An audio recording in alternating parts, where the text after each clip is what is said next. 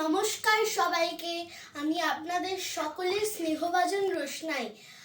আমি আজ মহান দেশনায়ক নেতাজি সুভাষচন্দ্র বসুর 130তম জন্মদিন উপলক্ষে কিছু বক্তব্য রাখতে চাই। নেতাজি সুভাষচন্দ্র বসু ছিলেন ভারতের স্বাধীনতা আন্দোলনের এক মহান ও বীর সন্তান।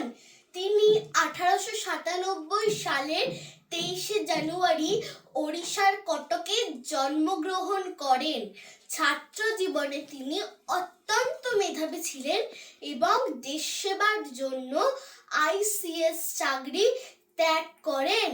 ব্রিটিশ শাসনের বিরুদ্ধে সশস্ত্র সংগ্রামের মাধ্যমে স্বাধীনতা অর্জনে তিনি বিশ্বাস করতেন। তিনি আজাদ হিন্দ ফৌজ গঠন করেন এবং তোমরা আমাকে রক্ত দাও, আমি তোমাদের স্বাধীনতা দেব, এই আহ্বানে দেশবাসীদের অনুপ্রাণিত করেন। নেতাজির শৃঙ্খলা, সাহস, জাতীয়তাবাদের আদর্শ, আত্মত্যাগ ও গভীর দেশপ্রেম আজ আমাদের কাছে তাকে চিরস্মরণীয় করে রেখেছে। ধন্যবাদ।